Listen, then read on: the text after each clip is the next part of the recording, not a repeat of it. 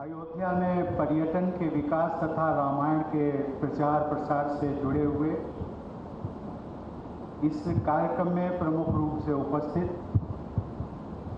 प्रदेश की राज्यपाल श्रीमती आनंदीबेन पटेल जी, मुख्यमंत्री श्री योगी आदित्यनाथ जी, उप मुख्यमंत्री श्री केशव प्रसाद मौर्य जी, उप मुख्यमंत्री डॉक्टर दिनेश शर्मा जी, रेलवे एवं टेक्सटाइल राज्य मंत्री श्रीमती दर्शना जरदोश जी, पर्यटन एवं संस्कृति राज्य मंत्री डॉक्टर नीलकंठ तिवारी जी, श्रद्धेय संत समाज, गणमान्य अतिथियों, देवियों और सज्जनों,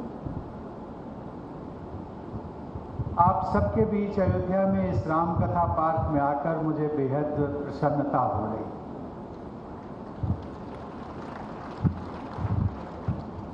जैसा कि नाम से चरितार्थ है राम कथा पार्क,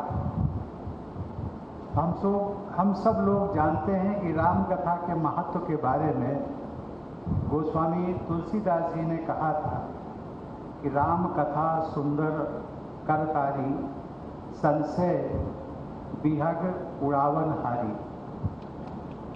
अर्थात राम की कथा हाथ की वो मधुर ताली है जो संदेह रूपी पक्षियों को उड़ा देती है। गुरुदेव रविंद्रनाथ टैगोर ने कहा था कि रामायण और महाभारत ये दो ऐसे ग्रंथ हैं कि जिसमें भारत की आत्मा के दर्शन होते हैं। ये कहा जा सकता है कि भारतीय जीवन मूल्यों के आदर्श, उनकी कहानियां और उपदेश रामायण में संपूर्ण रूप से समाहित है। मेरा भी मानना है कि रामायण एक ऐसा विलक्षण ग्रंथ है जो राम कथा के माध्यम से विश्व समुदाय के समक्ष मानव जीवन के उच्च आदर्शों और मर्यादाओं को प्रस्तुत करता है। मुझे विश्वास है कि रामायण के प्रचार प्रसार हेतु उत्तर प्रदेश सरकार का यह प्रयास भारतीय संस्कृति तथा पूरी मानवता के हित में बहुत महत्वपूर्ण सिद्ध होगा। देवी और सज्जनों, ये अयोध्या नगरी प्रभु राम की जन्मभूमि और लीला भूमि तो है ही, बिना राम के इस नगरी की कल्पना करना भी असंभव है। राम और अयोध्या के संबंध को संस्कृत के महाकवि भास की महान कृति प्रतिमा नाटकम में भरत के संवाद द्वारा इन शब्दों में व्यक्त किया गया है। ना योध्या तम बिना योध्या सा योध्या यत्र राघवा। अर्थात राम के बिना अयोध्या है ही नहीं। अयोध्या तो वही है जहां राम है। इस नगरी में प्रभु राम सदा के लिए विराजमान है, इसलिए ये स्थान सही अर्थों में अयोध्या है। अयोध्या का शाब्दिक अर्थ है कि जिसके साथ युद्ध करना असंभव हो। रघु, दिलीप, अज, दशरथ और राम जैसे रघुवंशी राजाओं के पराक्रम व शक्ति के कारण उनकी राजधानी को अपराजेय माना जाता है। इसलिए इस नगरी का अयोध्या नाम सर्वथा सार्थक रहेगा। देवियों और सज्जनों, उत्तर प्रदेश सरकार ने रामायण कॉन्क्लेव का आयोजन करके कला एवं संस्कृति के माध्यम से रामायण को जन जन तक पहुंचाने का जो अभियान आज प्रारंभ किया है, इसके लिए मैं उत्तर प्रदेश के मुख्यमंत्री योगी आदित्यनाथ जी तथा उनकी पूरी टीम के सभी सदस्यों की सराहना करता हूं। यह उत्तर प्रदेश के निवासियों के लिए सौभाग्य की बात है कि भारतीय संस्कृति के आदर्शों में रची बसी राज्यपाल श्रीमती आनंदीबेन पटेल का मार्गदर्शन आप सबको निरंतर प्राप्त होता रहता है। मुझे बताया गया है कि पिछले वर्ष आयोजित रामायण कॉन्क्लेव अत्यंत सफल रहा। यह प्रसन्नता की बात है कि इस वर्ष रामायण कॉन्क्लेव का आयोजन उत्तर प्रदेश के अनेक शहरों में किया जा रहा है। रामायण का प्रचार प्रसार इसलिए आवश्यक है कि उसमें निहित जीवन मूल्य मानवता के लिए सदैव प्रासंगिक बने रहे। रामायण में दर्शन के साथ साथ आचार संहिता भी उपलब्ध है, आदर्श आचार संहिता भी उपलब्ध है, जो जीवन के प्रत्येक पक्ष में हमारा मार्गदर्शन करती है। संतान का माता पिता के साथ, भाई का भाई के साथ, पति का पत्नी के साथ, गुरु का शिष्य के साथ, मित्र का मित्र के साथ, शासक का जनता के साथ और मानव का प्रकृति व पशु पक्षियों के साथ कैसा आचरण होना चाहिए, इन सभी आयामों पर रामायण में उपलब्ध आचार संहिता हमें सही मार्ग पर ले जाती है। रामायण, रामचरितमानस तथा अन्य राम कथाओं में अपने अपने दृष्टिकोण के अनुसार आप मानव के ईश्वरीकरण अथवा ईश्वर के मानवीकरण की गाथा देख सकते हैं। रामचरितमानस में एक आदर्श व्यक्ति और एक आदर्श समाज दोनों का सामूहिक वर्णन मिलता है। राम राज्य में आर्थिक समृद्धि के साथ साथ आचरण की श्रेष्ठता का बहुत ही सहज और हृदयग्राही विवरण मिलता है, जिसमें कहा गया है रामचरितमानस में कि नहीं दरिद्र को दुखी न दीना, नहीं दरिद्र को दुखी न दीना, नहीं को अबुध न लक्षणहीना। ऐसे अभाव मुक्त आदर्श समाज में अपराध की मानसिकता तक विलुप्त हो चुकी थी। दंड विधान की आवश्यकता ही नहीं थी, किसी भी प्रकार का भेदभाव था ही नहीं।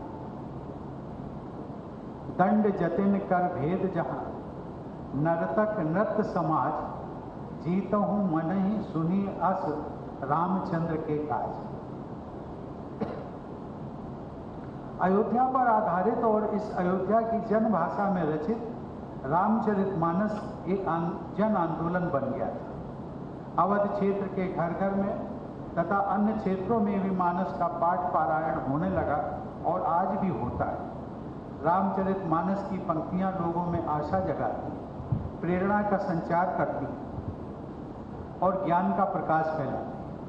आलस्य एवं भाग्यवाद का त्याग करके कर्मठ होने की प्रेरणा अनेक चौपाइयों में मिलती है। कादर मन कहूँ एक अठारा, दैव दैव आलसी पुकारा।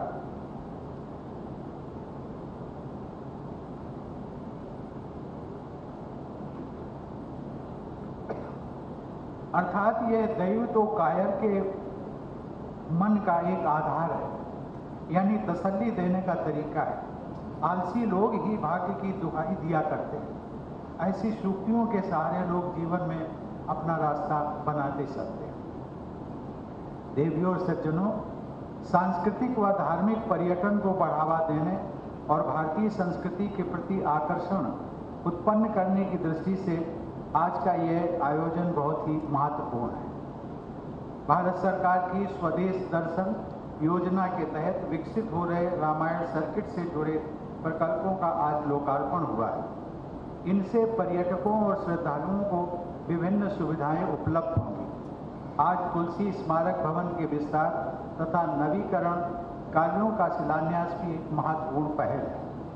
मुझे बताया गया है कि इससे विश्व स्तर पर हो रहे रामायण एवं रामकथा से जुड़े शोध कार्यों में सहायता मिलेगी। साथ ही जन सामान्य को रामकथा से जोड़ने के कार्यक्रमों के लिए भी आधुनिक व्यवस्था की जाएगी।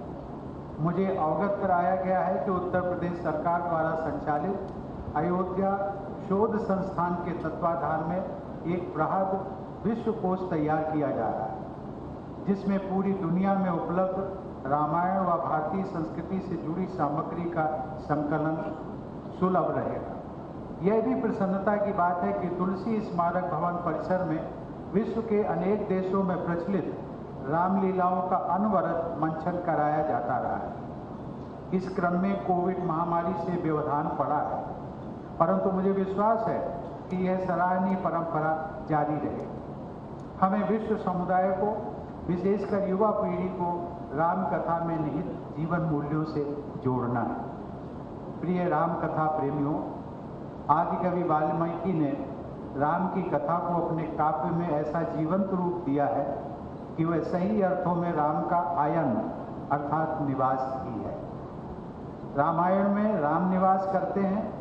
इस अमर आदि काव्य रामायण के विषय में स्वयं महर्षि वाल्मीकि ने कहा है कि यावत स्थास्यन्ति गिरया सरिश्च महीतले तावद रामायण कथा लोकेषु प्राचरिष्यति। अर्थात जब तक पृथ्वी पर पर्वत और नदियां विद्यमान रहेंगे तब तक राम कथा लोकप्रिय बनी रहेगी। संस्कृत में रचित वाल्मीकि रामायण की कथा को बाद में अन्य कवियों ने अपनी अपनी कृतियों द्वारा जन सुलभ बनाया। राम कथा की लोकप्रियता भारत में ही नहीं बल्कि विश्वव्यापी है। उत्तर भारत में गोस्वामी तुलसीदास की रामचरितमानस, भारत के पूर्वी हिस्से में कृतिवास रामायण, दक्षिण में कंबन रामायण जैसे रामकथा के अनेक पठनीय रूप प्रचलित हैं। गोस्वामी तुलसीदास ने इसी क्षेत्र की भाषा अवधी में रामचरितमानस की रचना करके रामकथा को जन जन से जोड़ दिया। रामायण पर आधारित कविताएं, भजन, कहानियां, नाटक और गद्य लगभग सभी भारतीय भाषाओं के साथ साथ अनेक विदेशी भाषाओं में भी उपलब्ध है। देवी और सज्जनों, विश्व के अनेक देशों में रामकथा की प्रस्तुति रामलीला के आयोजन द्वारा की जाती है। इंडोनेशिया के बाली द्वीप की रामलीला विशेष रूप से प्रसिद्ध है। मालदीव, मॉरिशस, त्रिनिदाद व टोबैगो, नेपाल, कंबोडिया और सूरीनाम सहित अनेक देशों में प्रवासी भारतीयों ने रामकथा व रामलीला को जीवंत बनाए रखा है। इसके अलावा रामकथा पर आधारित चित्रकारी व अन्य कलाकृतियाँ भी विश्व के अनेक भागों में देखने को मिलती हैं। रामकथा प्रेमी प्रवासी भारतीयों ने मॉरिशस में इंटरनेशनल रामायण सेंटर की स्थापना की है। वहाँ हर आयु वर्ग के लोगों को रोचक तरीके से रामायण को समझने और आनंद लेने की सुविधाएं स्थापित की गई। इस प्रकार रामकथा का साहित्यिक, आध्यात्मिक और सांस्कृतिक प्रभाव मानवता के बहुत बड़े भाग में देखा जा सकता है। भारत ही नहीं, विश्व की अनेक लोक भाषाओं और लोक संस्कृतियों में रामायण और राम के प्रति सम्मान और प्रेम झलकता है। यहाँ तक कि पिछली पीढ़ियों में ऐसे अनेक लोग रहे हैं जो स्कूली शिक्षा से वंचित होते हुए भी राम कथा पर गहरी रुचि व ज्ञान से परिपूर्ण होते थे और वे समाज का सदैव मार्गदर्शन करते थे। मैं तो समझता हूँ कि मेरे परिवार में जब मेरे माता पिता और बुजुर्गों ने मेरा नामकरण किया होगा तब उन सब में भी संभवतः राम कथा और प्रभु राम के प्रति वही श्रद्धा और अनुराग का भाव रहा होगा जो सामान्य लोकमानस में देखा जाता है। देवी और सज्जनों, मुझे यह जानकर प्रसन्नता हुई कि इसी वर्ष जुलाई में थाईलैंड की राजकुमारी द्वारा दिल्ली में थाई रामायण राम किएन का विमोचन किया गया। यह भी एक ऐतिहासिक तथ्य माना जाता है कि अयोध्या पुत्री राजकुमारी सूरीरत्ना कोरिया के महाराजा की पत्नी के रूप में प्रथम शताब्दी में वहाँ की महारानी बनी थी। सूरीरत्ना को कोरिया में क्वीन हियो के नाम से जाना जाता है। सन 2018 में दक्षिण कोरिया गणराज्य की प्रथम महिला ने अयोध्या में आयोजित दीपोत्सव समारोह में भाग लिया और उनके स्मारक के भूमि पूजन का शुभारंभ भी किया। मुझे बताया गया कि लगभग 5 करोड़ की आबादी वाले दक्षिण कोरिया में 60 लाख से अधिक लोग स्वयं को महारानी सूरीरत्ना का वंशज मानते हैं और अयोध्या को अपनी ननिहाल के रूप में देखते हैं। रामायण की कथा के अनुसार नेपाल से भी राजा जनक का संबंध स्थापित होता है। इस तरह अयोध्या व रामायण अनेक देशों के साथ हमारे संबंधों को सांस्कृतिक शक्ति प्रदान करते हैं। पूरे दक्षिण पूर्व एशिया में रामायण तथा भारतीय संस्कृति का प्रभाव दिखाई देता है। थाईलैंड के एक शहर का नाम अयुथया है, जो अयोध्या का ही थाई रूप माना जाता है। अनेक विद्वानों ने मध्य व उत्तर पूर्व एशिया सहित मिस्र तथा विश्व के अनेक क्षेत्रों में रामायण की कथा से जुड़ी कलाकृतियों, शिलालेखों और चित्रों का उल्लेख किया है। देवियों और सज्जनों, रामायण में राम भक्त सबरी के प्रसंग से हम सभी परिचित हैं। उसकी प्रस्तुति हमने कुछ देर पहले यहाँ देखी। हमारी बहन पद्मश्री से सम्मानित मालिनी अवस्थी द्वारा जी जो प्रस्तुति दी गई वो बैठी हुई हैं सामने बहुत अच्छा लगा और अवधी भाषा में उसकी प्रस्तुति की। यह प्रसंग सामाजिक समरसता का अनुपम संदेश देता है। महान तपस्वी मतंग मुनि की शिष्या सबरी और प्रभु राम का मिलन एक भेदभाव मुक्त समाज व प्रेम की दिव्यता का अद्भुत उदाहरण है। इसी प्रकार निषाद राज के साथ प्रभु राम का गले मिलना और उन दोनों का मार्मिक संवाद समरसता, सौहार्द और प्रेम की उत्कृष्टता का अनुभव कराता है। अपने वनवास के दौरान प्रभु राम ने युद्ध करने के लिए अयोध्या और मिथिला से सेना नहीं मंगवाई। उन्होंने कोल, भील, बानर आदि को एकत्रित कर अपनी सेना का निर्माण किया। अपने अभियान में जटायु से लेकर गिलहरी तक को शामिल किया। आदिवासियों के साथ प्रेम और मैत्री को प्रगाढ़ बनाया। प्रभु राम द्वारा ऐसे समावेशी समाज की रचना सामाजिक समरसता व एकता का एक उत्कृष्ट उदाहरण है जो हम सबके लिए आज भी अनुकरणीय है। सार्वजनिक जीवन में प्रभु राम के आदर्शों को महात्मा गांधी ने भी आत्मसात किया था। वस्तुतः रामायण में वर्णित प्रभु राम का मर्यादा पुरुषोत्तम रूप प्रत्येक व्यक्ति के लिए आदर्श का स्रोत है। गांधी जी ने आदर्श भारत की अपनी कल्पना को राम राज्य का नाम दिया। बापू की जीवनचर्या में राम नाम का बहुत महत्व था। वर्ष 2019 में गांधी जी द्वारा स्थापित हरिजन सेवक संघ के दिल्ली परिसर में एक विशेष राम कथा का आयोजन किया गया था, जिसे मानस हरिजन कथा का नाम दिया गया था। मुझे प्रसन्नता है कि उस आयोजन में सम्मिलित होने का मुझे भी सौभाग्य मिला था। ऐसे आयोजन सचमुच में सामाजिक समरसता की दृष्टि से अत्यंत महत्वपूर्ण होते हैं। मैं कामना करता हूँ